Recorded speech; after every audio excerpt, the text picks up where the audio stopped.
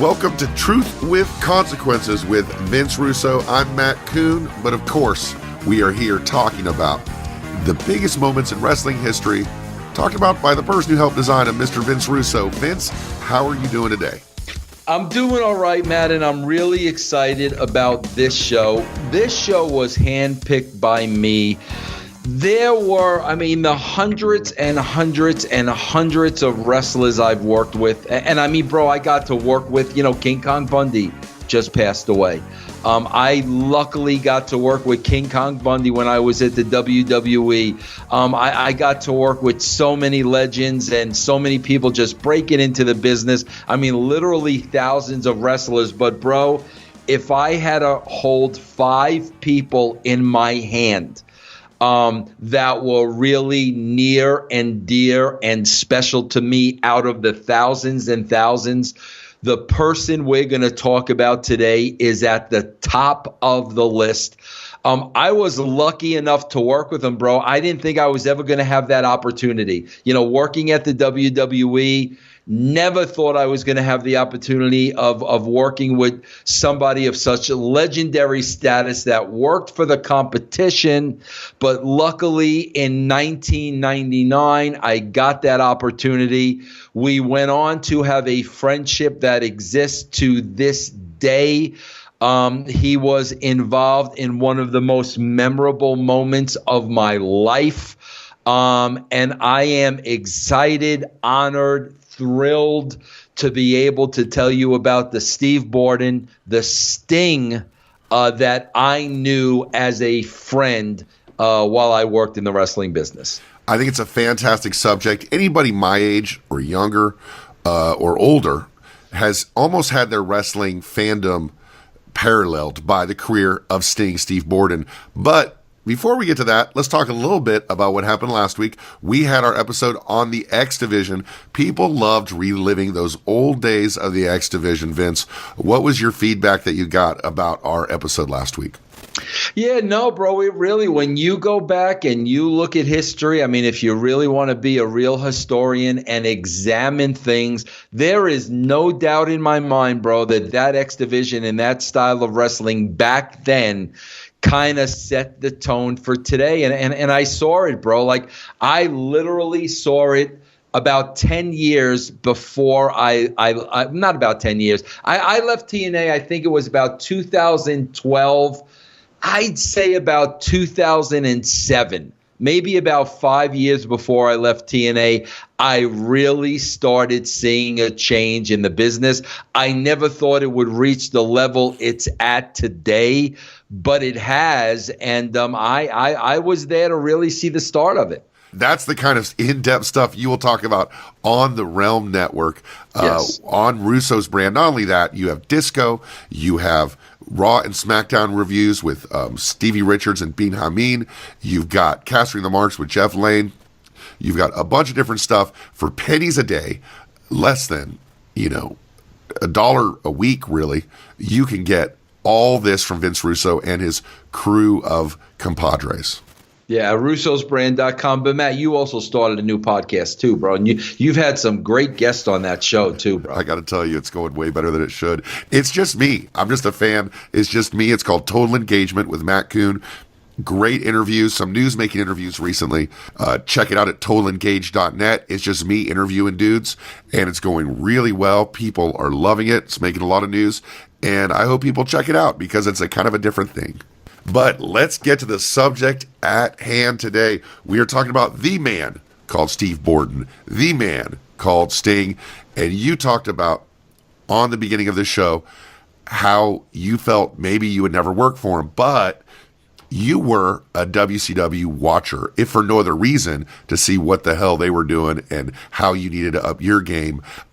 When you're watching WCW, as you start working with WBF in creative, you've talked about the NWO angle. And arguably Eric Bischoff's greatest angle he ever did was the Sting Crow angle.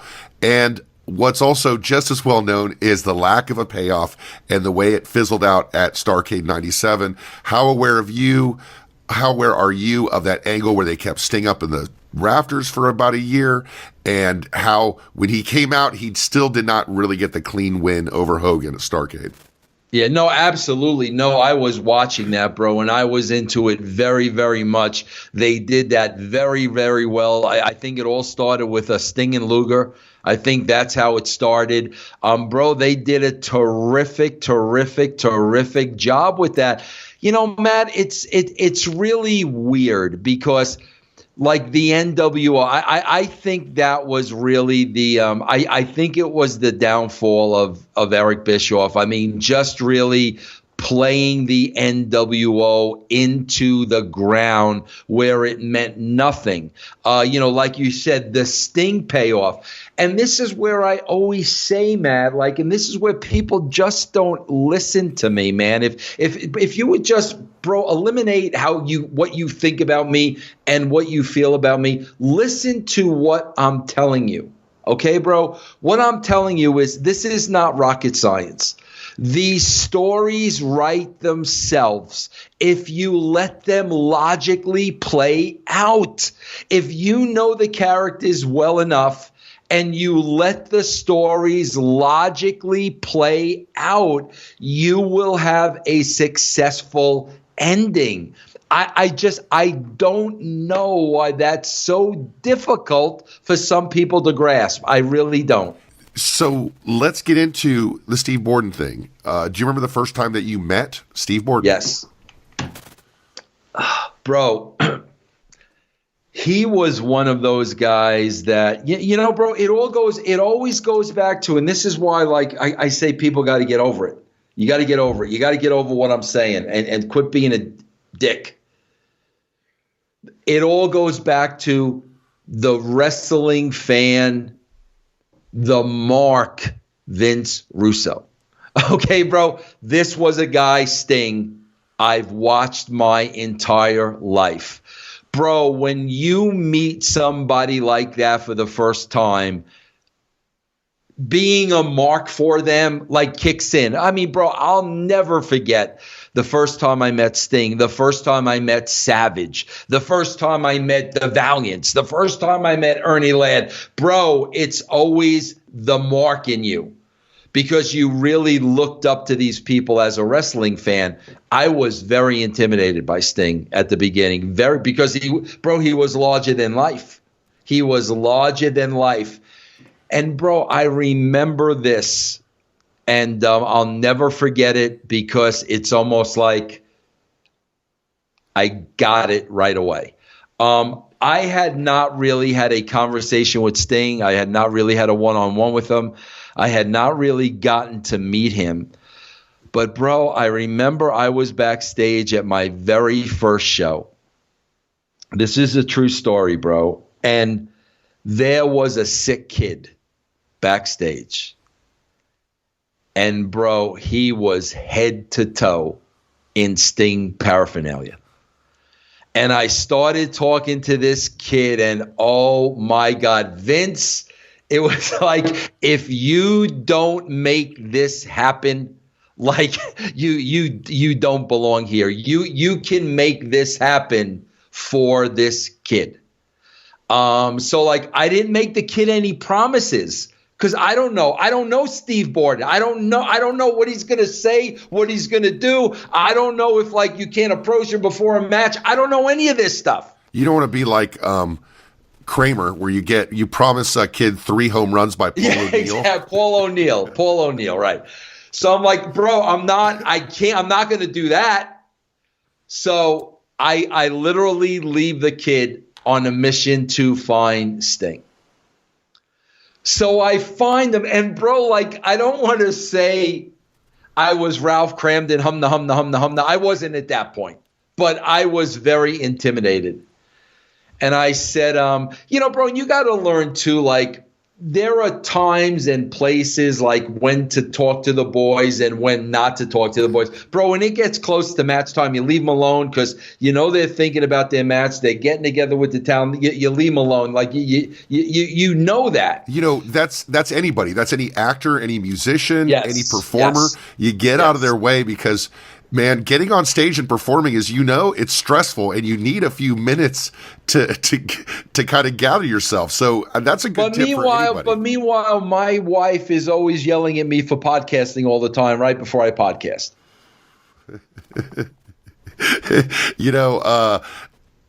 Maybe she should respect your artistic preparation more, Vince. Right. So anyway, bro, I find them, I approach them, and I tell them, I say, Steve, I said, there's this kid back there, man. I said, you literally would make his life, bro, stopped everything. Are you kidding me? Of course. Where is he? I mean, stopped everything. I took him to meet this kid. I mean, the look on this kid's face, I get goosebumps now talking about it. The way Steve interacted with that kid, I knew, bro. I knew because I know people. I read people. That was part of my job. From that moment on, I knew this was a different guy. I knew this was a different individual. I knew this was just a different human being. By the time you worked with him, it was in WCW. We've talked once again a lot about this, but the hierarchy, I think, as far as the characters go, you had your legends where you had the idea for them to leave one at a time, come back as the Avengers, and that's your Macho Man, your Ric Flair, your Hulk Hogan's. You had your mid-card, like a million guys who could have made the jump to the headline spot, including guys like Booker T, Jeff Jarrett. And then you had what I call your core, the guys who I think you felt were at the top of their game and going to lead WCW into the next, eon, which would be Bret Hart, Goldberg, and Sting. Sting was very much a part of your plans in WCW when you arrived, correct? Yes. And, bro, but again, Matt, here's the difference between Sting and everybody else. Bro, guys that don't like me in the business, I'm telling you, bro, it's nothing personal. Like you'll never hear Vince Russo effed me over. Vince Russo lied to me. You will never hear shit like that. The guys in the business that have an issue with me, it's all creative.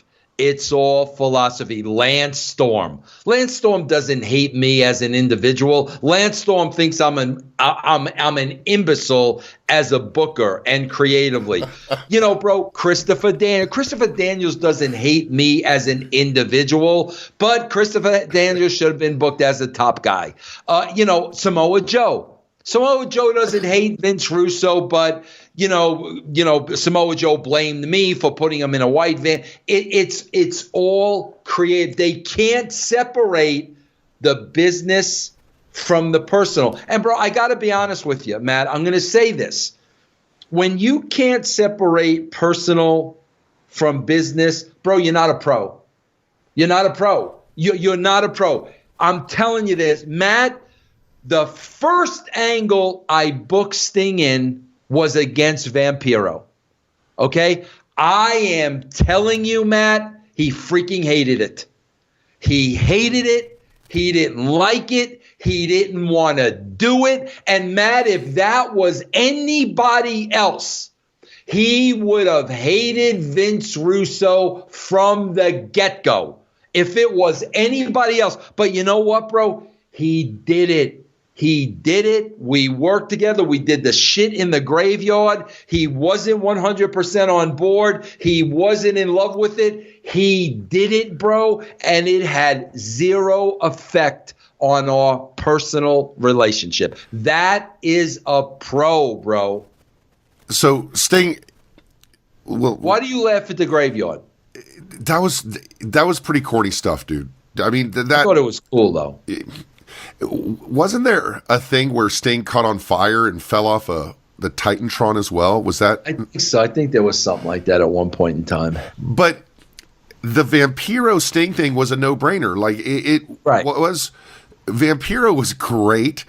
Sting was great. Sting is the perfect guy to align with Vampiro. And I laugh because you and Bischoff and everybody with WCW could not resist putting the white face paint guys in together. At any given time, you would have Sting and Vampiro, and then like, here comes ICP, and here comes the Great Muta. And you couldn't resist it. Like all the white face paint guys were coming together.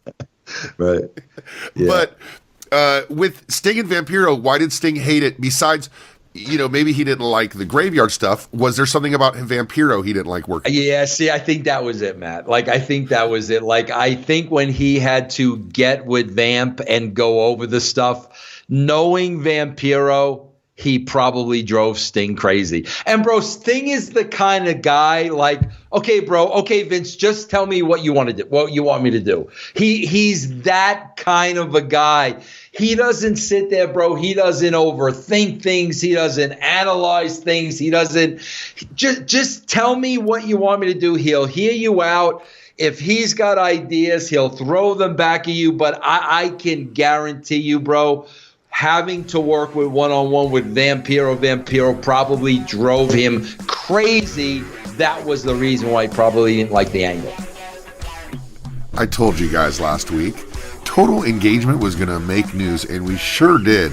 Whether it was Conrad Thompson talking about his new podcast with Jim Ross, or whether it was Conrad talking about The Undertaker and Vince McMahon's reaction, as well as Brian Pillman Jr. talking about perhaps going to AEW one day, as well as our second part of our Jim Johnston interview. So tune in this week as we have the second part of Conrad's interview. And if you want to get into podcasting, you might not want to miss this one.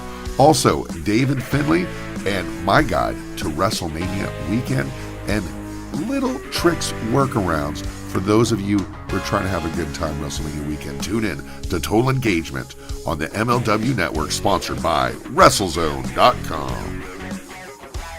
Would you agree that most of the time, a character on TV works best if it's your real character, as they say, turned up to 11 with the knob broken off? But the Sting persona online, or the Sting persona on air, was him acting. That's not who he is, right? I see, again, Matt, you got to go back to the beginning and the creation. I don't know if he was that guy. I don't know if he was the guy with the flat top blonde hair and the wooing and the freaking body. And the thing that drew me to Sting as a fan was the confidence. The confidence he had in himself.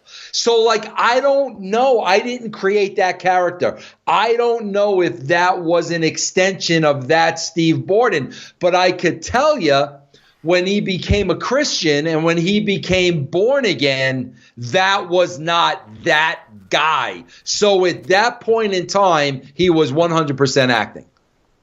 So ponder this hypothetical. Ultimate Warrior in the WWE, that push, that amount of deference. You put Sting in that slot instead with the kind of person Sting was. If he gets that Ultimate Warrior push, he's on the Mount Rushmore in the history of wrestling, right? Yeah. Because everything that Ultimate Warrior didn't have, Sting had. The ability to get along with people, the ability to take direction, the ability to be humble, the ability to do the job. Yeah. That would have been, if Vince would have hired Sting instead of Ultimate Warrior, Sting might be the all-time great. Yeah, but I got to tell you, Matt, and I'm not meaning to beat a drum here, but it is very important.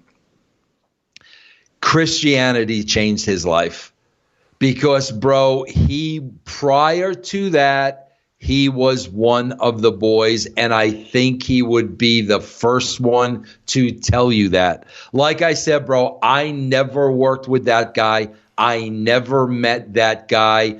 When I met him, this was a God-loving man, God first, without a shadow of a doubt. Do you think that helped him or hurt him as a human? Hurt him. It helped him, but it hurt him as a wrestler. Can you think of how it could have hurt him when you were in WCW? Bro, I got to see a taste of it. I'll tell you, I got to see a taste of it, bro. I'll tell you what happened. I was at TNA. And, Sting was very prevalent in the storyline. He was in the middle of, I hate talking about this, bro, because I don't know how he'd feel about me talking about this, but I have to talk about it for people to see the kind of guy he is. He was in the middle of a divorce custody battle with his wife. And, bro, it got really bad, and it was really affecting Steve. Bro, he loves his children. I mean, he's got a girl and 2 boys. They are his world. He went to every football game for every one of his sons. He loved his daughter. That's all he talked about to me. That's all he talked about. Bro, no other wrestler, bro, talked about their family like Steve did about his kids. Never, never, never, never. So, bro, he was in an ugly custody battle, and something happened with his daughter, and he called me at the 12th hour, and he could not come to TV. Now, bro, because I had a relationship with him, because I knew, God, this is major, this is important for him not to come to TV, I said, Steve, you don't worry about it. It's always family first. You got to take care of your businesses at home. I will cover it. I'll figure something out. I will cover it. Well, bro, Eric Bischoff was working with us at the time, and I had to let Eric know. Eric wanted Sting fired immediately. Went to Dixie, buried Sting to Dixie, wanted him gone. Now, bro, again, because I was there and because Dixie, like Steve Borden, I was able to go to Dixie and say, Dixie, this is his daughter, bro. This supersedes everything. You know how he is. Because of that, Sting did not get fired. Okay, he just missed the TV. But if Vince Russo wasn't there, if Dixie Carter wasn't there, if it was just Eric Bischoff, would Sting have been fired? Probably so, bro. So yes, bro, the fact that he put his family first, and that was a priority over wrestling, that alone, bro, is enough to get somebody fired in wrestling. You leave WCW, you do a lot of interesting things with Sting there, but you really get to know him in TNA. Yeah. TNA, of course, starts in 2002, close to a year. A matter of fact, the show that's called the Anniversary Show, Sting is scheduled to work. He's signed to a 4-match deal. Wade Keller reports, Pro Wrestling Torch, June 21, 2003, that Sting is scheduled to work the Anniversary Show this week, which will be the first time he has appeared on a pay-per-view held in the United States since WCW was sold. Sources say that TNA's head of talent relations, Bob Ryder, was said to be on the phone working out the details with Sting during the pay-per-view that was going on. What can you tell me about the first time that you heard Sting being approached? Was it always the plan to bring him in? He seemed to be a big name out there that you guys could get. Yeah, bro, but I never thought he would come in on a permanent basis. I thought he would come in for a couple of shots, and we were lucky to have him, and it was a tremendous boost for TNA at the time. But I never thought that he would come in on a full-time basis, probably because, bro, I didn't think they could afford it. I mean, nothing against Steve or anything like that, but bro, if you want him on your show every week, it's going to cost you a little bit of money. I didn't think TNA could afford it, so I just thought he was going to literally come in for those shots. At the time, it seemed kind of a no-brainer that TNA bringing a guy like that would immediately get you guys more eyeballs, immediately give you guys more credibility. It was your first big acquisition. Talk a bit about how big of an impact it was. What did it do to the spirits there to people for this struggling company with this very unique pay-per-view model to say, oh, Sting's coming in? Yeah. No, it did a lot, bro, and especially that individual. You know what I'm saying? I mean, because people that had worked with him before knew what kind of a guy he was. They knew he wasn't going to come in and make the company all about himself. That's just not his motive, bro. That's just not what he does. So for a veteran to come in amongst a sea of, young green guys, this was their first opportunity, their first time on TV, their first shot. This was the perfect individual to come in to guide these guys. I mean, I don't think there would have been a better person out there. The first agreement they came to was a one-night only agreement. Then it went to 4 matches. In 2003, there's talk about, as I said earlier, Bob Ryder's negotiating with him while the pay-per-view is going on. And the Wade Keller reports that Mike Tenay was waiting while he's announcing about whether he should announce it or not, or whether the graphic is going to go up. And no one really knew until the end of the show that they could promote it. Do you remember those last-minute promotions of Sting, or whether it would happen or whether it wouldn't happen? Anything about that? I really don't, but I mean, bro, I could tell you they were probably scrambling financially to figure out if they could do it or not. Bro, do you know if we weren't on Spike at the time, were we? I don't believe so. I think you were still doing the weeklies. Okay, yeah. So, I mean, that money was coming out of their pocket. There was no assistance from Spike. There was no assistance from the network. And they, this was probably the first time, bro.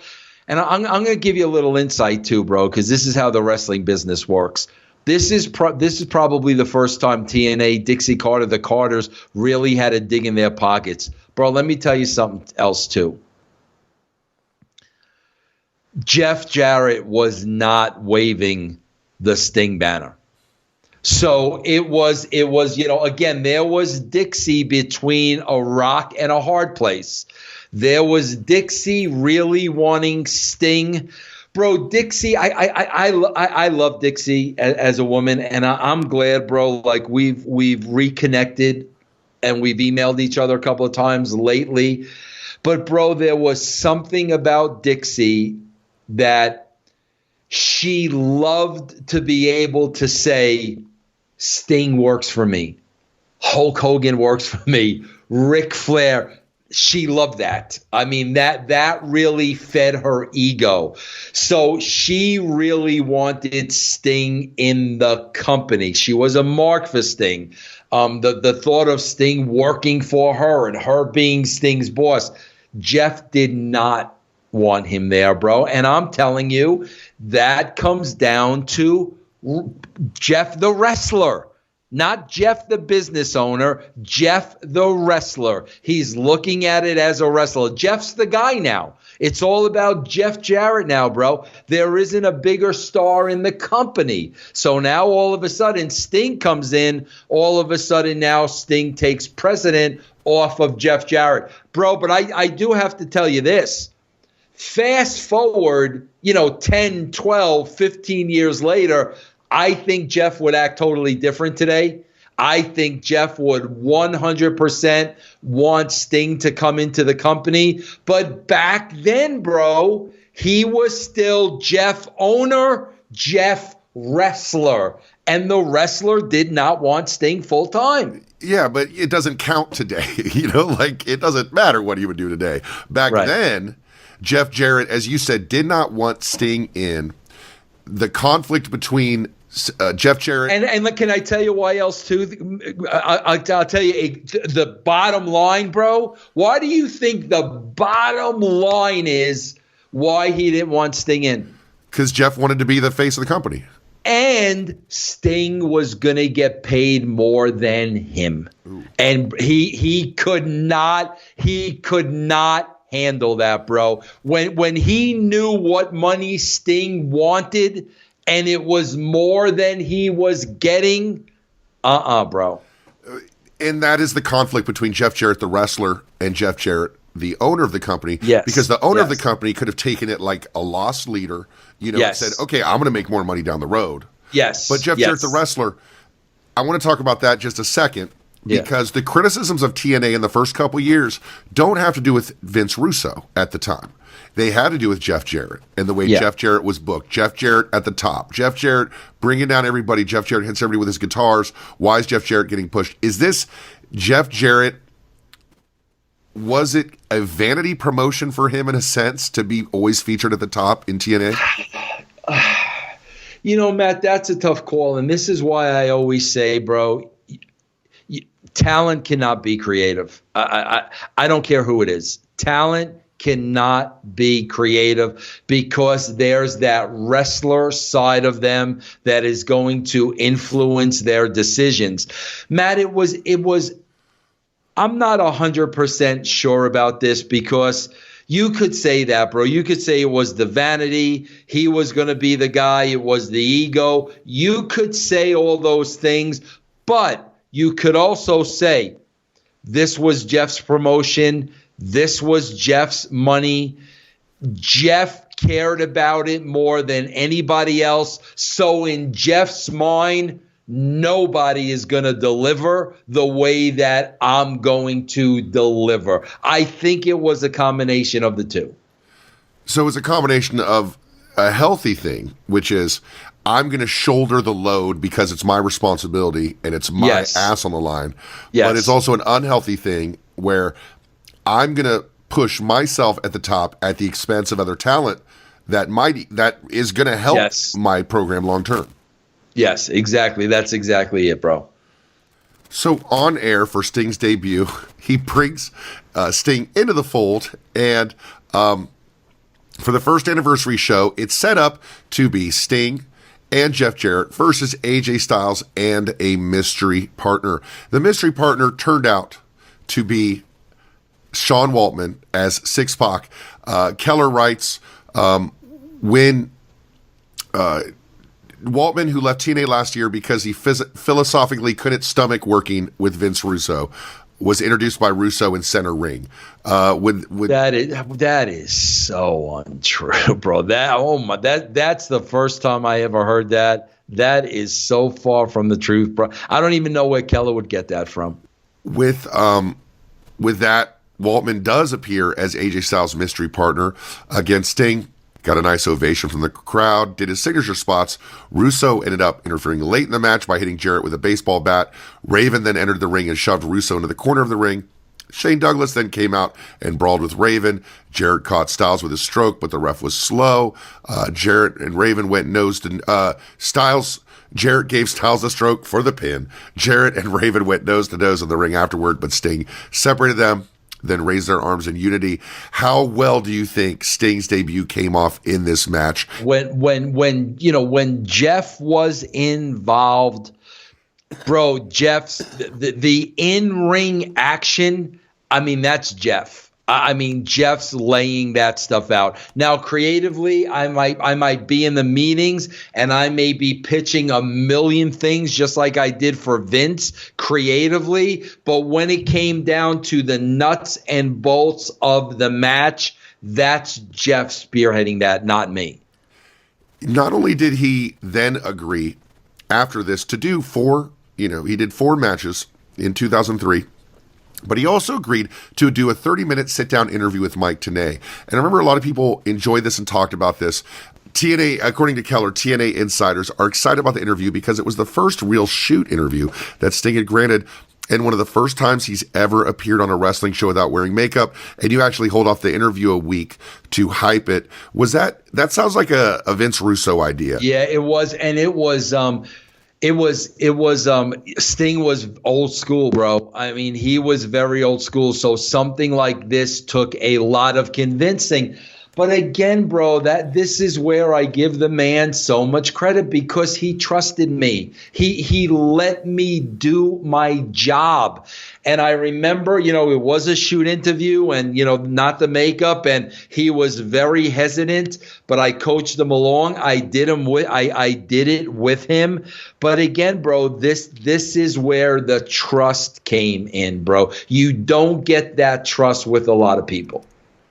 You have this interview with Sting. It was important to kind of get his character out, to hype people up, to get people excited about him wrestling a bit more. The TNA Notebook at the time says that Raven and Jeff Jarrett had a heart-to-heart talk and have buried the hatchet. Observers say Raven has taken a more relaxed approach to creative issues and is focusing more on his own character than the overall direction of the company. How big of a conflict was Jeff Jarrett and Raven having behind the scenes? Huge. And the reason why, bro, was because Raven was in Dixie's ear. Raven was working Dixie, and Dixie was listening to Raven. That's what was really setting Jeff off. It was a big issue at the time. I mean, I remember Jeff outright hating Raven at the time. And we're going to probably watch something, maybe the anniversary show for TNA as one of our watch-alongs. We haven't done a lot of TNA watch-alongs because they're hard to find, but I think it'd be kind of cool to go back and see one of these events with you. These 4 matches in 2003, that's what you signed Sting for. It was probably a big bit of change. Every single one of these matches involved... I don't know. Jeff Jarrett. Oh, Jeff Jarrett. Yeah. So you're still doing the weekly pay-per-views. In June 18th, 2003, we had the match at the first anniversary show. That was still a weekly pay-per-view, but it was a big deal. It was the weekly anniversary show. It took a while into November to have his second match of 2003, which is a match for the NWA World Heavyweight title. They're building up an angle. Sting versus Jeff Jarrett, where Sting defeats Jeff Jarrett by disqualification. And then the following week, Jeff Jarrett teams with Lex Luger against AJ Styles and Sting. What do you remember about bringing Lex Luger in to wrestle for TNA? Oh God, bro. Yeah, I think Lex was, having some issues at the time. I really do. And I think, we wanted to bring him in, and he always had a good relationship with Sting. So I think the thought was, that hopefully that would help Lex out at the time.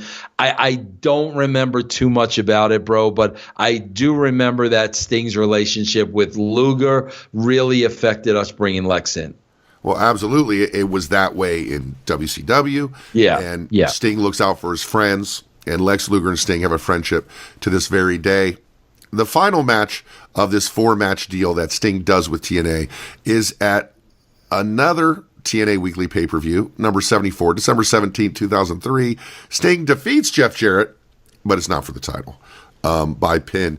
How important was it in your mind for Jeff Jarrett to be aligned with Sting, to get that, if Sting's getting that money, if Sting's getting that push, if Sting's that important, then I'm at least getting that Sting rub. Was that important for Jeff Jarrett?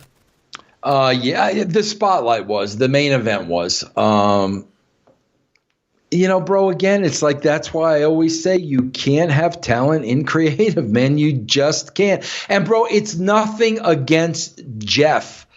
Every talent is taught to look out for themselves first, bro. That's what every talent is taught from day one. Anybody else in that spot would have done the same exact thing. It wasn't a Jeff Jarrett thing, bro. It was a wrestler thing.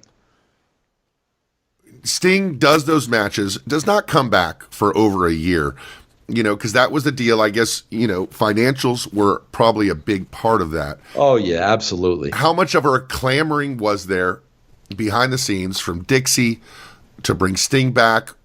Was that something Jeff Jarrett did not want to do, didn't feel you needed him? What was the scene? What was the thinking about Sting in that absence in that year? No, again, bro, it's just dollars and cents. And I mean, I would assume when he came back, we were with Spike. Did Sting make a difference for TNA in those 4 matches? Sting? Oh, yeah, absolutely. Without a doubt. He gave TNA credibility without a shadow of a doubt. No doubt. Did you see the tide maybe turning a little bit and Sting being a big part of that when he was there? Or were things already just so screwed up that it wouldn't make that big of a difference?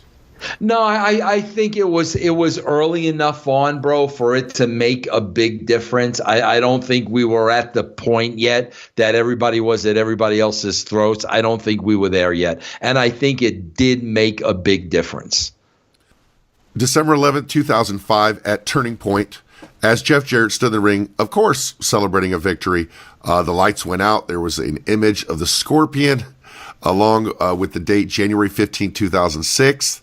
There was a chair with Sting's trench coat, boots, and black baseball bat in the center of the ring.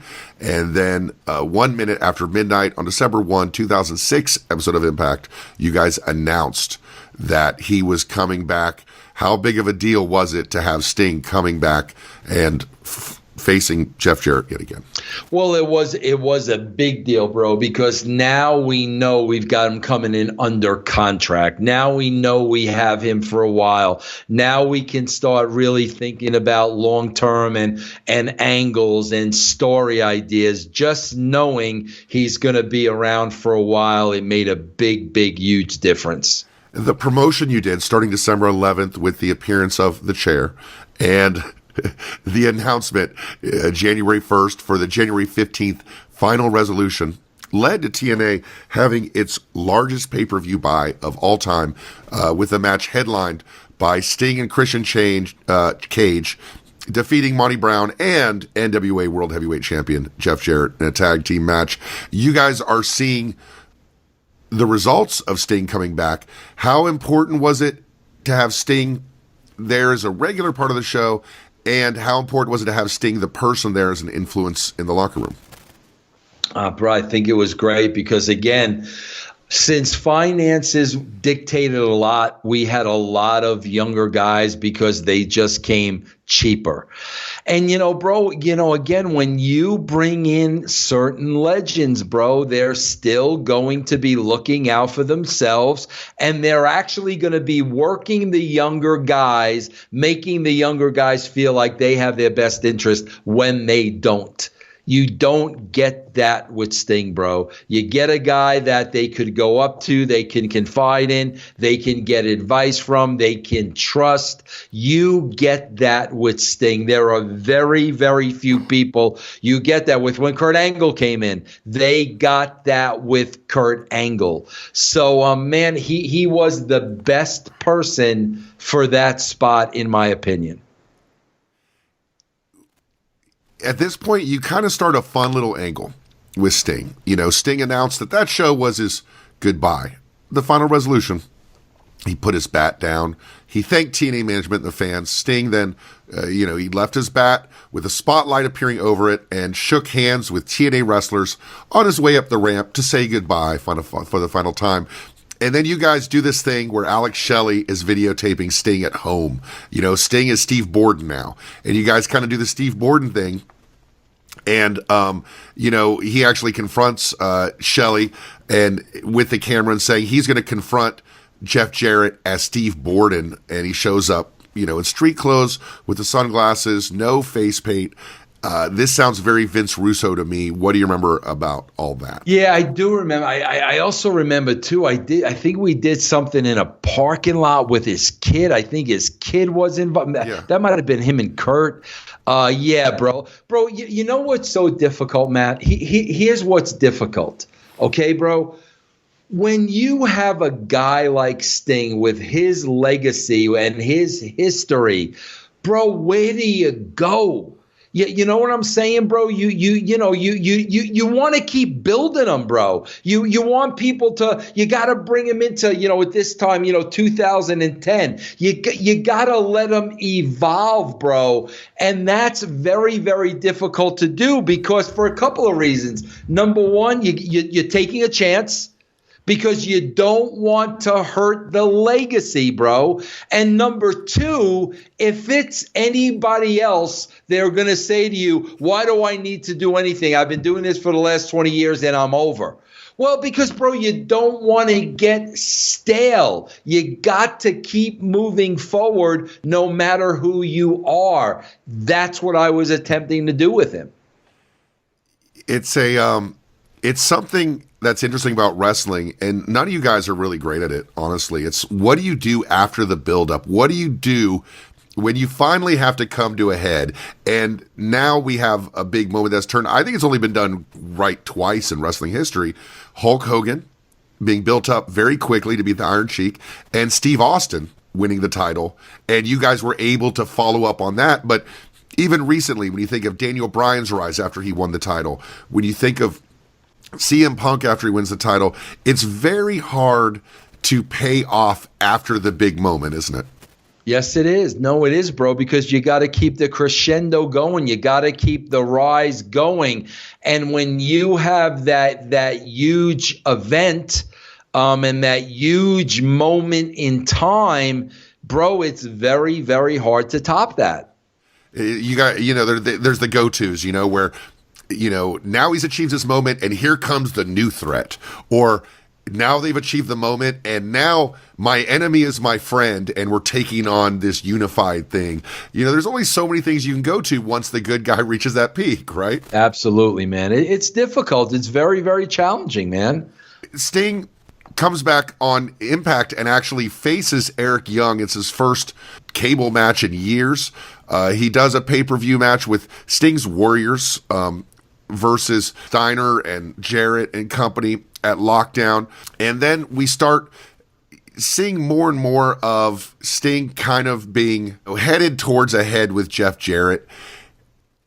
It should have been somebody else, right? Like you got to use Sting to get Matt, you got to remember, man, Matt, I wish there was a period of time I was not there. And so, like, some of these things, like, I don't know if I was there or I wasn't there because I left for a while. I went home for a while and came back later. So, like, I don't know for a lot of this stuff, bro. I don't know if I was there for it or not. So, October 22, 2006, there was a title versus career match. Sting returned, debuting his new look, which was kind of a combination of the Surfer, the Crow, and the Wolfpack style. And he made Jarrett submit to the Scorpion Deathlock, wins the NWA title, and he loses it to Abyss, who gets a run with the title, but he has a feud. What do you remember about your Stairway to Heaven? Oh, here's what I remember about that, bro. There are things I remember about Sting. Bro, his angle with Abyss was off the charts. There was a very, very, very deep story where we got into Abyss's background. Bro, I'll never forget this, man. I wish I could find this. There was a scene in a restaurant with Sting and James Mitchell that was perhaps the best scene or vignette or piece of business that I ever saw Sting in. James Mitchell, bro, was such a great performer. And during that angle, Steve was going toe-to-toe with Jim Mitchell a lot. It was great shit. It was a deep story. It was something about, Abyss wound up shooting his own father. Or it was really deep, involved, and detailed. But, bro, it was a great story. That match I booked sucked. That was a horrible idea. But the vignettes leading up to it, those guys were unbelievable, bro. Let's jog the memory a little bit more. It kind of all started with James Mitchell burning Sting with a fireball. And then Sting returned to defeat Abyss in a prison yard match against All Odds. I remember vignettes outside the prison were freaking incredible. Incredible. And then there was a last rites match, which I think we talked about on the Vince Russo ideas. I think that was where you put them. It was like a coffin. Like a stairway to, yeah, I think that was the name of it. Yeah, that was horrible. But what you're talking about is, an angle where Abyss supposedly shot his own father, but on Impact, there was a vignette of a meeting with Sting and James Mitchell where it was revealed that this woman who had got involved in their feud was actually Abyss's mother, and it was her that shot Abyss's father. Bro, can I tell you can I tell you something, bro? When we got into the involved acting here, bro, he loved it. Steve he wanted to act. He wanted to be an actor, bro. He was hoping to segue into acting. So when we got into this, bro, he loved it. I mean, he cared more about the scenes and the vignettes and the story and the working with Mitchell. He definitely cared more about that stuff than the match. He really got into it because he really enjoyed the acting aspect of it, bro. And this was a fun time, and it was a good time, man. And there was a lot there because it revealed that Abyss's mother was the one who shot the father, but Abyss took the blame to protect his mother. And then, of course, we're going to settle all this in the ring. So, that makes sense because it's wrestling. And but this leads to where it was supposed to be Sting versus Christian Cage for the title, but Kurt Angle is now in the picture. And Kurt Angle challenges Sting, and we have a three-way match, Sting, Kurt Angle, and Christian Cage for the title at Sacrifice. It's interesting because you have the three guys at the top. Jeff Jarrett is not around, not in this match, but you have a WCW guy and two WWF guys. You don't really have any TNA guys, and we're 5 years into TNA's existence. Did this kind of represent a failure to elevate TNA guys to that level? I don't know if failure. I don't know if failure is the right word, bro. I don't know, bro. But yeah, I mean, I guess, it's fair to say that nobody was really at that level to main event a pay-per-view. But it's your guys' job, though, in a lot of ways, to get guys at that level where it's not just Sting, Kurt Angle, and Christian Cage with Jeff Jarrett waiting in the wings, but there had to be somebody at that point, 5 years in, who could have been made at that point. Would you agree with that, or I don't know, bro? Because I'm really thinking of who could that have been? 5 years into the company, who was around for the whole 5 years, and who could that have been? And I'm really thinking about that, and nobody's jumping to the front of my brain. I'm being honest, because the other guys around at the time are Abyss and Samoa Joe, Christopher Daniels. There were a lot of guys brought into TNA that I knew were only going to go so far. Bro, I can only do so much. The writer can only do so much. I can only produce so much. You've got to add the other part to it. And I've said many, many, many times, there were people on that TNA roster that shouldn't have been on the roster. There were people on that roster that I told Dixie, I'm never going to be able to get so-and-so over because they didn't have the it factor. And I knew they were going to go to a certain level, and that was going to be it. A little bit, and he wins the title. He's involved with Kevin Nash and Kurt Angle. At the end of 2007, he said he was going to take some time off to be with his family. Sting comes back. You now have Booker T in as well. You have Sting working now with Samoa Joe and AJ Styles, and he's saying things on air like the younger generation needed to learn about respecting veterans like Angle, Booker, and himself. It seems like Vince Russo is doing, a very Russo-esque angle, and I mean that in the best way, where the older guys versus the younger guys, and the beginning of the main event Mafia. Talk about the creation of the main event Mafia. Freaking awesome. I remember, man, we started in Vegas, and all those guys show up in suits, bro. Sting, Kurt, Booker, Kevin. And, oh, my God, Kevin came up with Main Event Mafia. I was looking for a name, and I asked Kevin, and Kevin came up with Main Event Mafia. I said, that's it. Those guys looked like $1 million freaking bucks. Far and away, bro, the best angle we ever did at TNA. The Sting, Kurt Angle was far and away the best angle ever in the history of TNA, without a shadow of a doubt. The main event Mafia, Kurt Angle, Booker T, Kevin Nash, Scott Steiner, Sting, were the old school main event guys and taking on the younger guys. Was this a way of you finally getting a chance to do that damn angle that you never got to do in WCW? Probably so, bro. Probably so. But that's the thing about it too, man. Like, you talk about all 5 of those guys, bro, they still looked great. I mean, they still look like $1 million.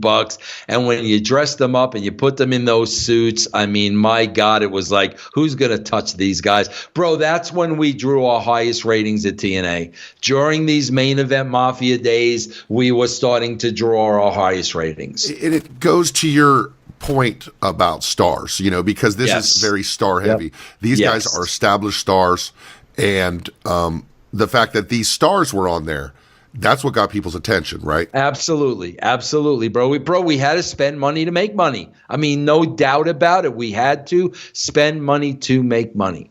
With the Sting character, the main event Mafia were heels, and they did team beatdowns, but Sting didn't participate in those really. He was still part of it, but is Sting at this point impossible in your mind to truly turn heel?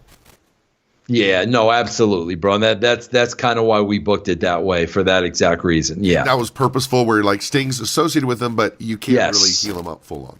Yes. Yep. So at this point, we're arriving towards, 2008, 2009, Eric Bischoff, Hulk Hogan come in to TNA. Talk about the impact, so to speak, on Sting and what Hogan felt about Sting, what Bischoff felt about Sting, how that all worked together. Yeah, bro, and again, it's like, you got to understand, I'm in a tough spot because, like, my eyes were woken up. My eyes were opened up when he wanted to get rid of Sting because of the situation with his daughter and him missing the TV. I don't know the backstory, bro. I don't know the history. I don't know the heat between Sting and Hogan and Sting and Bischoff. I don't know about it, bro, but it definitely existed. It was definitely there. I don't know why, bro. I don't know how it started. I wasn't around for that. Would you say Hulk Hogan was someone on Team Sting or not? No, hell no. Bro, I told you. I told you the part. I got big time heat on myself, bro. Huge heat on myself when with Dixie, when Sting and Kurt were having a big match. And they knew it, bro, and they were going back and forth, calling each other all week to come up with the match. Finally, we get to TV. I get together with those guys in the green room. They told me what they had. They'd been working on it all week. I thought it was dynamite at what they had, but that was at a point in time where every match had to be run by Hulk Hogan. So, bro, these guys show up at the building 12 o'clock like everybody else, and they're sitting there waiting for Hogan. Okay, bro? 2 o'clock, 3 o'clock, 4 o'clock, 5 o'clock. Bro, I'm standing there with Sting and Kurt. They're getting really pissed off, but they're not selling it. And I'm like, I'm pissed off to the point of, I know you're Hulk Hogan. I get it. I understand that. This is Kurt Angle and Sting. The level of disrespect that you are showing these guys is sickening. This isn't AJ and Joe. This is Sting and Kurt Angle, and they're waiting around with their thumbs up their freaking asses for you to show up. Okay, bro? Finally, an hour before the show, Hogan shows up. So we get in a room, and Kurt and Sting laid out what they had, and freaking Hogan starts changing everything. And freaking Kurt and Sting are looking at me, and it's the, like, you got to be effing kidding me look. Because, bro, they also tried to call Hogan during the week, and he never called them back. Now here we are. They liked what they had, and he's changed everything. Bro, I was so fed up at that point.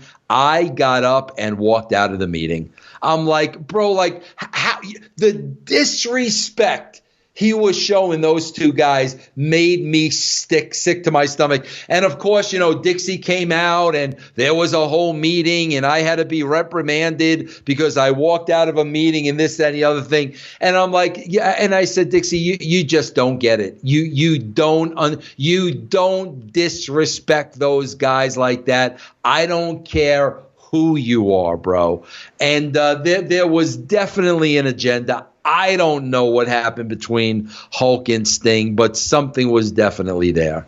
It's like you guys are always trying to find a way to differentiate him and to make him into that character that he was always successful being, an outsider above the normal fray of the good guy, bad guy at the famous live 3-hour Nitro, same thing, Impact that took on the Raw. You find Sting in the rafters again. He comes back and he's going over the line. He's getting suspended by Dixie. He's facing Rob Van Dam. Ideally, how would you have positioned Sting, and what would Sting's character be at this point, in this crazy year of 2010 with Bischoff and Hogan there? I think it was like, because of what was going on, I think it was kind of like, I really don't give a shit anymore. And I'm just going to show up to work and I don't give a shit, which led to like the crazy Sting. And bro, this is where I give this man all the credit in the world. Bro, Heath Ledger was red hot at the time. The Joker in Batman was red hot all the time. We were telling the story where Sting just didn't care anymore. He was, letting himself go and this and that. And then that turned into, the makeup. The makeup was all messed up. He was just putting it on. Bro, we would go over these promos and he would keep reciting them back to me and his delivery and everything. And bro, I'll never forget the one day as we're moving along with this character, right? Bro, he shows up one day to work and bro, he is wearing a red suit. And I was like, bro, the respect I had for this guy looking to reinvent himself, taking these chances when I'm telling you, 99.9% of people in his position would not have done this. It would have been too dangerous. It would have been too scary. They would not have done this. He embraced this, bro. And again, Matt, I think it goes back to the acting. I think from an acting perspective, he wanted to keep challenging himself and doing. I think the wrestling was the wrestling, bro. I mean, at this point, the guy's got 50,000 matches under his belt. The wrestling's the wrestling. I think at this point, it was the challenge and it was the acting and it was the character. Could I become somebody completely different than Steve Borden? And bro, I really think he sunk his teeth into it. He gave it his best shot. I think this was some of the best work that he had ever done. I really do. The Heath Ledger type Joker Sting character, the insane icon, as you guys called him, he really is something we remember from these TNA days. And if there's one criticism about TNA in the early days, it was definitely the Jeff Jarrett thing. But as we see this great character emerge, he's taking on Fortune and Kurt Angle. He's feuding with Ric Flair, who's returning. He's feuding with Hulk Hogan, who's there. He's aligned with Hulk Hogan. He's doing, a lot of stuff we've seen before. Is it fair to say that another valid criticism of TNA was not being able to put their own stamp on stuff, living off of the fumes of other feuds that had taken place before? Yeah, bro, but yes. But a lot of that is the individuals, bro. Bro, a lot of these guys were big fish coming into the small pond. When the big fish are coming to the small pond, bro, they're going to dictate. They're going to want to do things a certain way. They're going to want to do what they're comfortable with. That's why Sting was such a breath of fresh air. Kurt Angle was such a breath of fresh air because those guys were open to anything. They would do anything. They really wanted to help get the company over. But then on the other hand, bro, you had guys that came in that were stuck in their ways, that just wanted to get that big paycheck and basically just do what they always did, The Joker Sting, the Insane Icon, how much were you involved in the idea?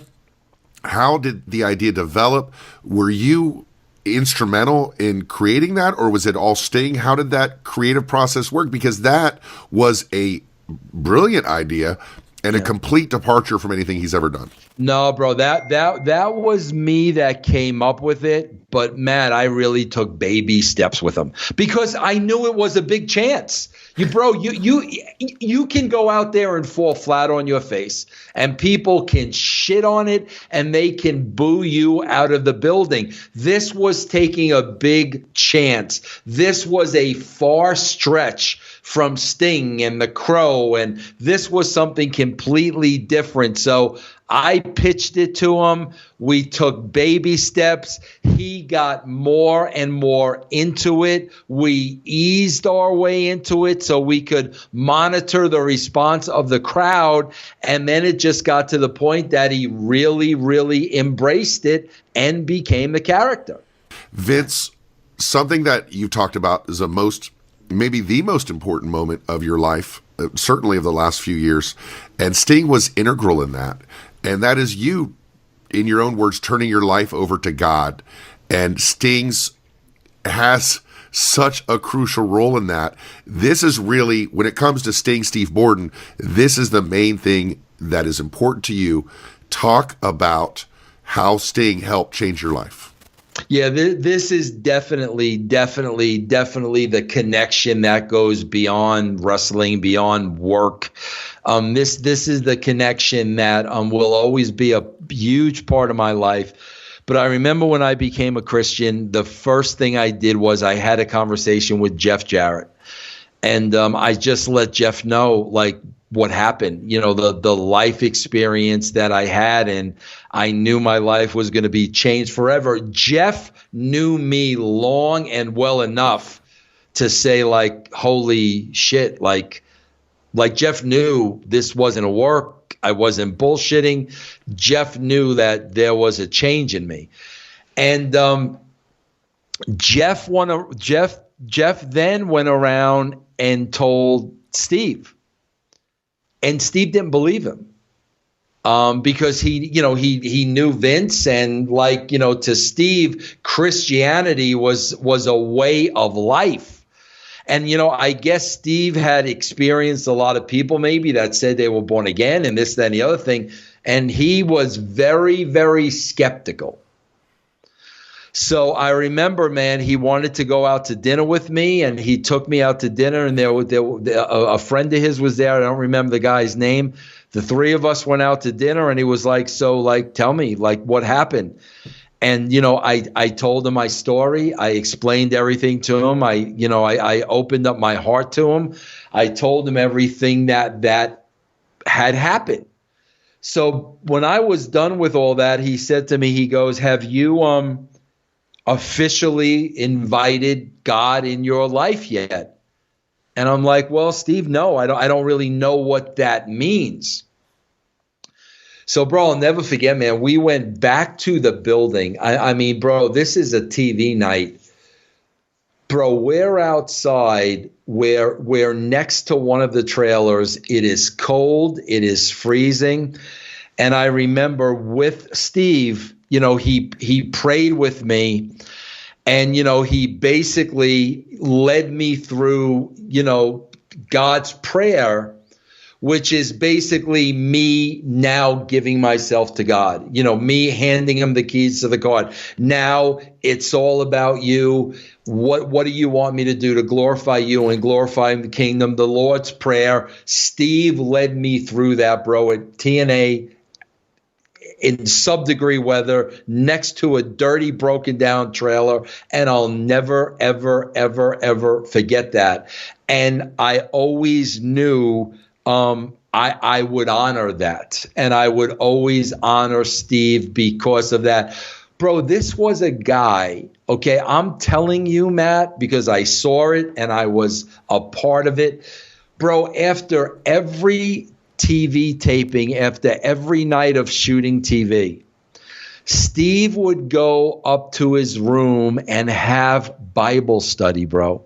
Every night after TV, this is what he did. He knew the verses in the Bible inside out and could pull one out anytime, any place. Steve is a guy, bro, if a movie is rated other than G, Steve Borden will not watch the movie. I mean, this is what we are talking about. I'm not that kind of a Christian, bro. I am rough around the edges. I want people to see the flaws in me, okay, bro, so they understand, bro, this is why you need God. Because you're not perfect. Vince Russo is not perfect. Vince Russo is an F up. I F up all the time. I F up live on my podcast. I say things I shouldn't say. I get mad. I cut promos on people. But God always constantly centers me when I do that. I'm a work in progress. That's how I handle it. But God, bro, him and AJ were really the two most just God-loving men that like I've ever experienced in my life. Bro, it goes down to the last conversation I had with Steve.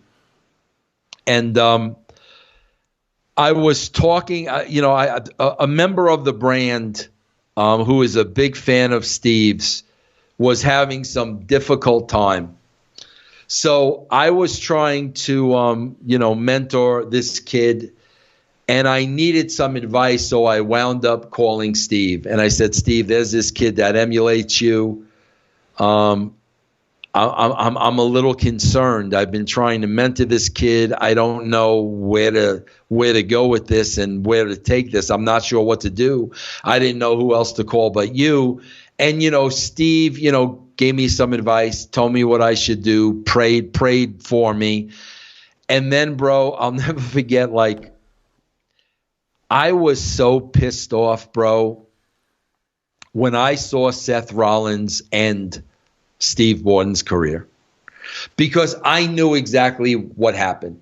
I knew exactly in the back Seth Rollins and Steve going over the match, and Seth Rollins, I'm going to do this, and a buckle bomb and this and that. And I'm sure Seth Rollins was being very, very, very respectful.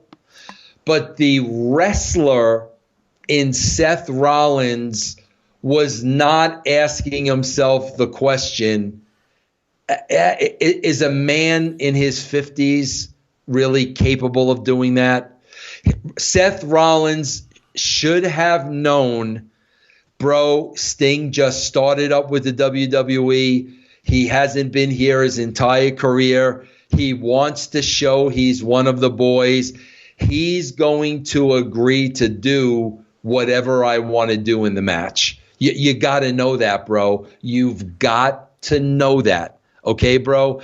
And you've got to know, bro, he's not 30. He's not in the prime of his career.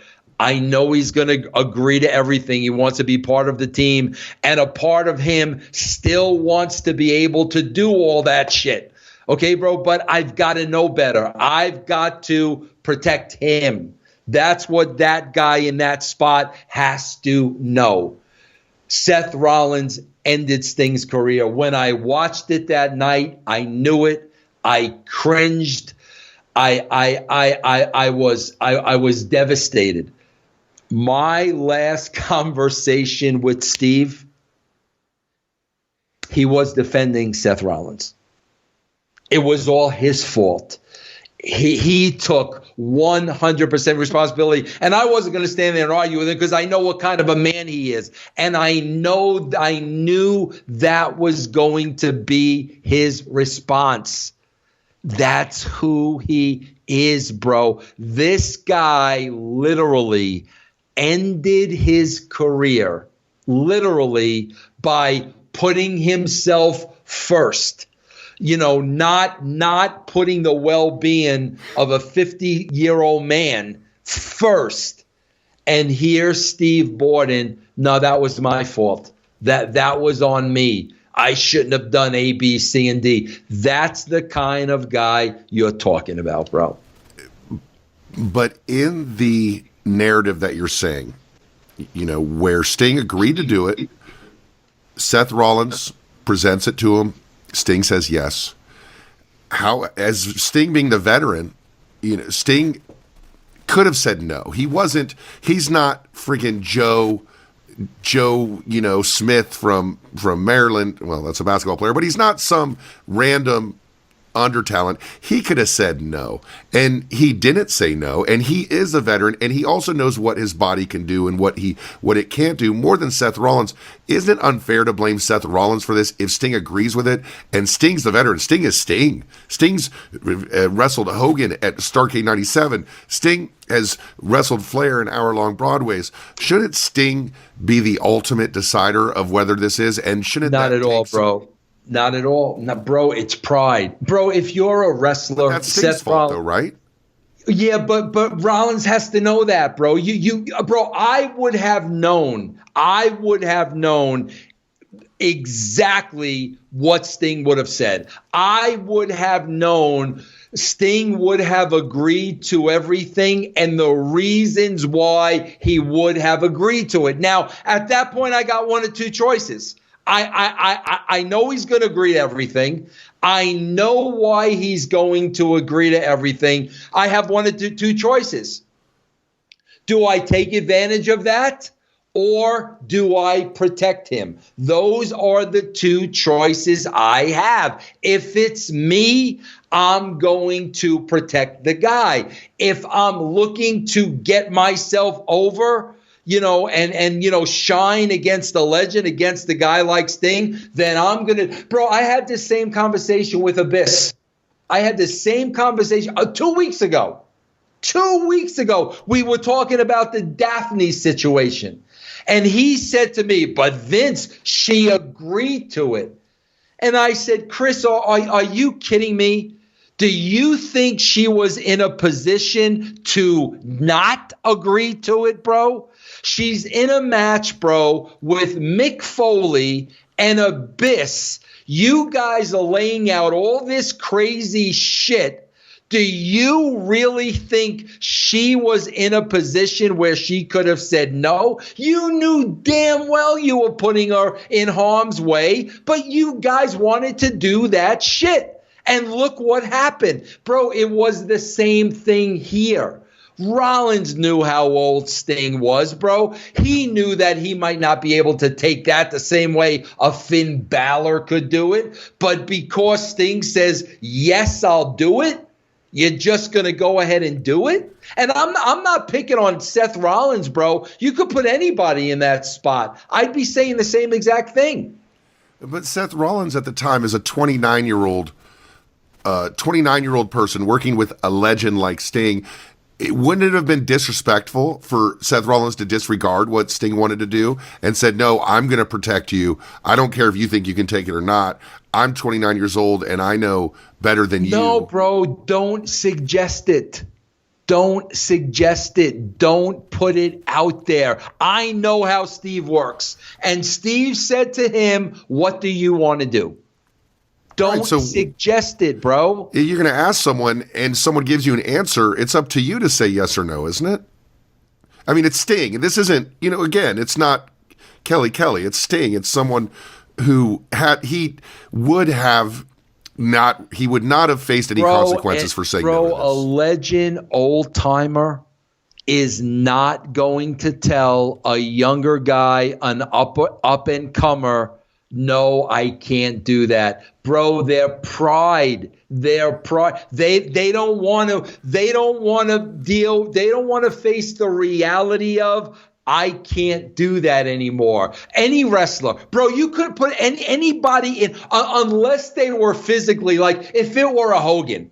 And like Hogan knows, oh my God, I've had 18 hip transplants. Like if it's a Hogan, like who would say physically, there is no way I could do that. Okay. But like Sting wasn't in a bad physical, situation. It was just the age and the body. A 50-year-old body, bro, can't take what a 30-year-old body can take. Fair enough. But how does it become Seth Rollins' responsibility to know what Sting can and can't do as a 29-year-old, as someone who's 10 years in the business? How I understand that Sting, wants to do what he wants to do, but how is that burden of responsibility on Seth Rollins, who's a young guy? That's like a 29-year-old Sting protecting a 50-year-old Harley Race. It's almost disrespectful for Seth Rollins to say, no, I'm not going to suggest having the best match we can have. Bro, because first of all, you just said it. He's 30 and he's got 10 years experience in the business. He's not 23 with 2 years experience. He's 30 and he's got 10 years of experience. He should know that by now. He took advantage of the situation, in my opinion. That's my opinion. When I watched that match, I knew immediately Sting cannot take that. He cannot take that. I knew it immediately. And Rollins didn't do it once; he did it twice. We all saw what happened when he did that. He was done. That was it. Yes, he couldn't even run the ropes after that. Yep. And there's no telling that it was not the right move for Sting to take. It did not work out for him. It wasn't a good idea. We all can agree on that, and we all agree that Sting is one of the greatest performers in the history of wrestling, and if we're to believe you and many others, one of the greatest people in the history of wrestling. Very recently, Sting was on Raw again, and a lot of people noticed that he turned to one side to greet the wrestlers and had his back to Rollins and gave Rollins the snub. Did you see that? Yeah, but again, bro, it's like I heard that too. Like Sting's not he's not one to do that. He's like not I'm that telling guy. you, I don't believe. I wish I could say yeah, bro, but no, I think that was just coincidental. Because I really do. Because I'm that guy, and if I don't like someone, you know it. Because I literally can't look you in the eye if I'm mad at you. So I would have done that if I was mad. I would have done the same thing Sting did. I would have just been like, I'm not going to look at him. I'm just going to greet these guys. So I guess that's us just saying what we would do, but that's not who Sting is. No, not at all. I wish I could say that's what he did, but not for a second. Bro, I got to also tell you an interesting sidebar before I forget. That's pretty funny. But, bro, I always wanted to do an angle to bring back the Venice Beach Sting. Always, bro. I was always in his ear, always in his ear. Bro, do you know why he would never do that? Did he not think he had the body anymore? The hair. It was the hair, bro. It wasn't the body. It was Vince. I cannot grow my hair back like that again. It will look absolutely awful. It was the hair, bro. It had nothing to do with the body. I think Sting's hair in recent years was designed by Ron Popeil. Like it's it's not the greatest thing in the world. When you, of course, Sting is one of the greatest. I hated the way they used him like that on Raw. My God, bro. Like, come on. Sting is still a commodity. Sting can still be used. And as we've said before, people in makeup don't age. You can always use the makeup and make them look cool. I hate it. I hate it. Like, you're going to bring him in for that and that's it? I mean, I guarantee you, bro, they had to give him one hell of a payday to do it. And hopefully he got that payday. We did we did put the question out to Twitter about Sting and have questions for Vince Russo. Our good friend Michael Berry, who does a lot of stuff for the show. He helps with our social media. If people think I actually tweet myself in the social media, they're mentally ill. Michael Berry helps us out a lot with it. He asks, if you would have wrote for Sting in WWF in the Attitude Era, hypothetically, what would you have written for him? Bro, I think freaking what Bischoff did for him was great. I mean, that stuff was great. But again, that's the challenge, bro. When you do something that good, you've got to be able to maintain it, bro. Everybody on Twitter at Chris Spears 84 asks, and it's just people love talking about this. Were you there when Sting had the match against Jeff Hardy when he was not able to perform? Oh yeah. In regards to Sting, what was his reaction? What do you remember about Sting in that situation? Well, bro, first of all, everybody needs to understand we had no idea in the world Jeff Hardy was in that kind of condition. He was in his locker room all day. We did not know. We did not know, bro, until he walked into Gorilla. And I got to tell you, bro, this is where, I may not like him on a personal level, but this is where freaking Eric Bischoff really, really, really, really stepped up. He was sitting at Gorilla. He saw it without batting an eye. He called an audible. He went out to the ring. He let everybody know what was going to happen. Bischoff was amazing that night. He prevented Hardy and Sting from getting badly injured. I know Sting was very upset, very disappointed, felt very let down, was also very, very concerned about Jeff Hardy. But yeah, bro, just a real unfortunate situation.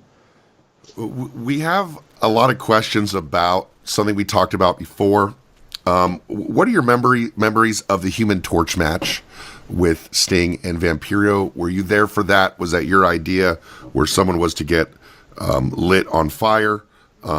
Yeah, I think it was. And do you have any great memories of that or I wish I did, Matt, but I don't.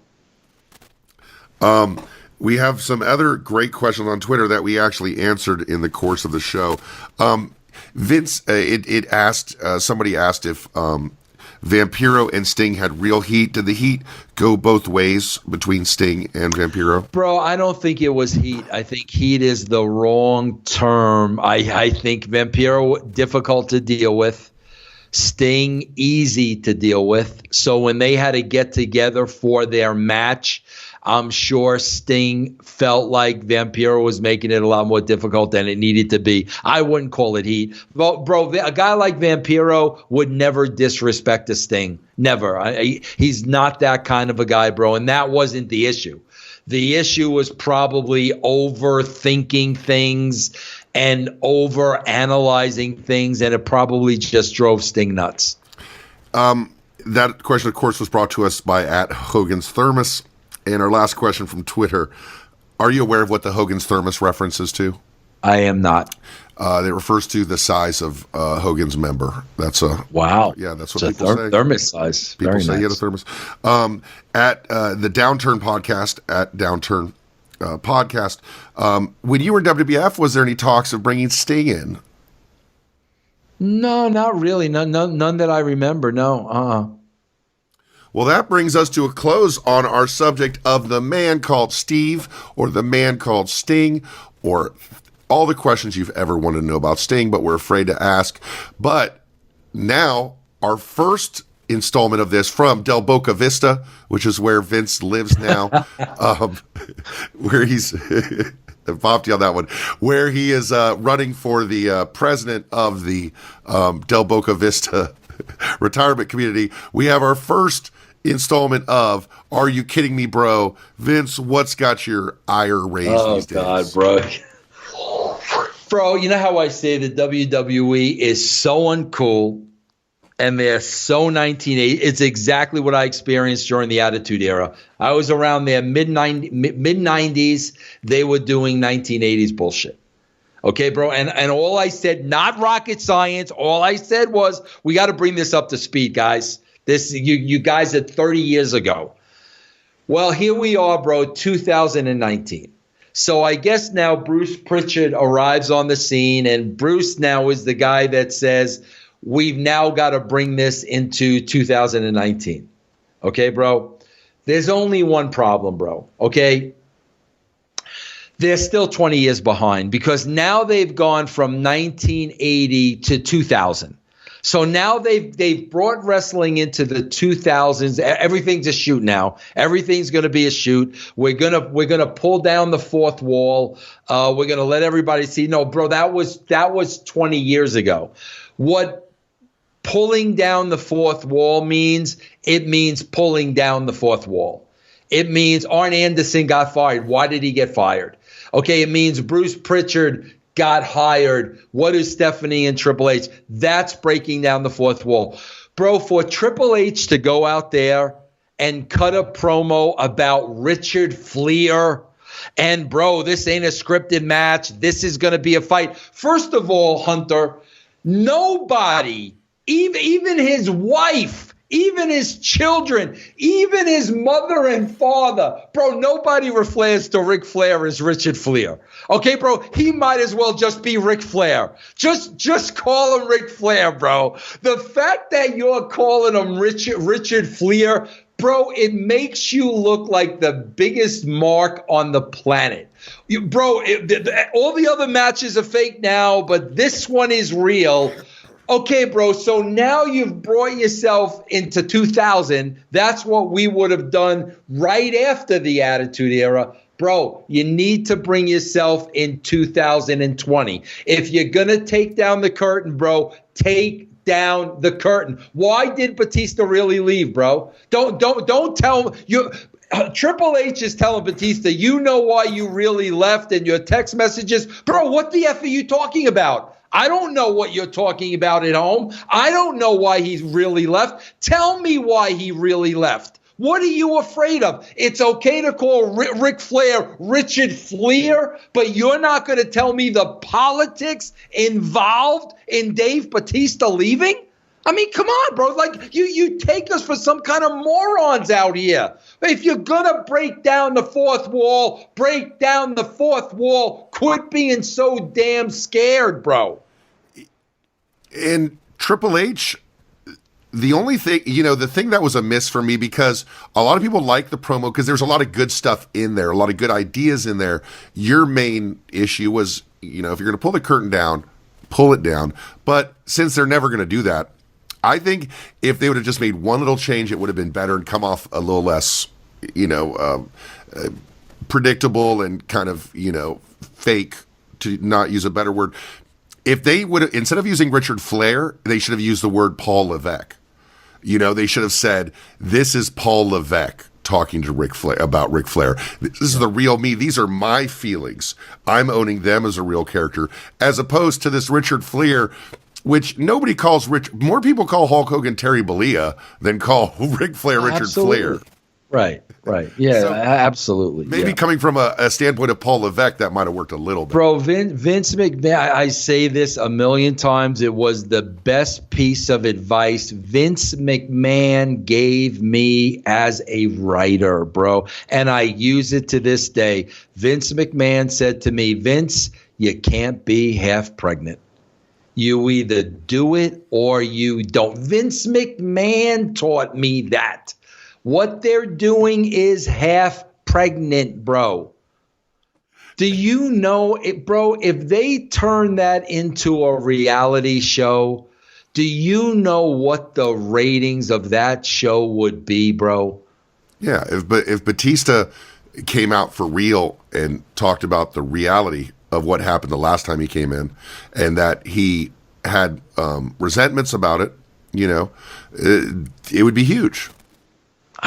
God, bro, sooner or later, they're going to have to get to that point. I mean, sooner or later, they're going to realize, guys, this fake wrestling shit isn't working. We've got to shoot with this. Sooner or later, they're going to understand that. You know, the other reason that the Triple H promo didn't work is because he was trying to say the real name, right? So if he said, I'm talking to Ric Flair, not Ric Flair, that doesn't work. So then he had to say Richard.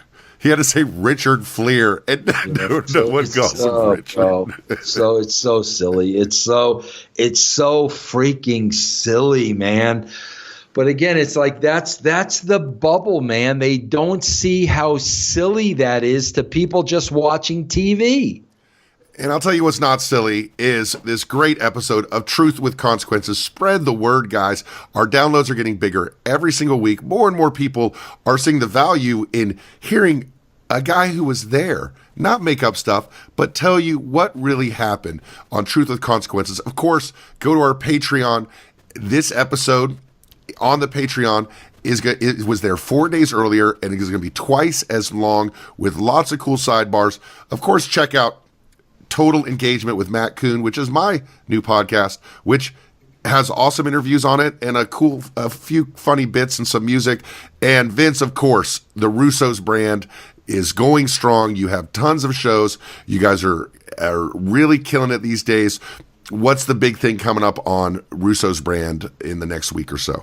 Well, yeah, man, we just had our 100th episode of Castrating the Marks, bro. 100 episodes, which I could not believe.